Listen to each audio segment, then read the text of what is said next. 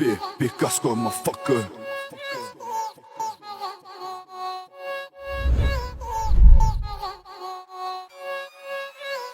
Real on the check, bitch. Anatong fabolana fakeko seretra amy tato-bolana maso menatry ny fatim-bolana tsy manaiky fa mbola mitato-bola ihany tanana fenikitso tsy mody ara-tsy alina may sipito tsy santony tokony itsikiko fa mandresa vofaly fa tsisy fiko niatsatsy nameno ny tamimboly ka mibosy any sotony tamimbo tsolamboto maditra be amiko fanavonina mavo misy fanondro mieritseritra kely ze fitomany raha mitoerako lazo mety hitomany fa taiza mola tamy zanara mody nandrafefaiko elana anary andramosiko ny ratsy mamelana amririnina ny rozy tsy amelana misy voniny amitsora amy malela fanembara raha tsy azoko tsy amela fandresena tsy maintsy manako ako fa raha lavona veriky nanao lama efa kopiko ny life tsy anafo safo fa mitombony sedra vo maiza mafo tsy tsaraina amipozina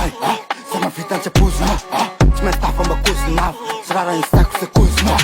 tsy tsaraina amipozina za mavitany apozina tsy maintsy tafambakozinavo sy raha raha insako se kozina namakina maloto ny tanako na tsy mboany tavany nanako saina sandra ny namako reo nakidisako akotry ny mamako miazakazaka mandra-pavalaka fedirako rehefa mipanaka langolangoko telako ny lova efa sambaraka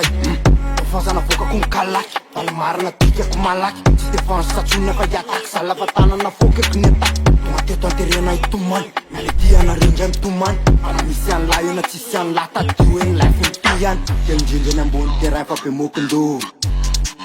misotiko mbu nalaiko mbola lasa nody fosika fa monjy evra jerena fotsy amorako oatra le boty tsy fantatra manao hoe ralina zambatozy tsy tsaraina mipozina za mavitany tsy apozina tsy maintsy tafambakozinavo sy raha raha insako se kozina tsy tsaraina mipozina za mavitany tsy apozina tsy maintsy tafambakozinavo sy raha raha insako se kozina tsy tsaraina mipozina za mavitany tsy apozina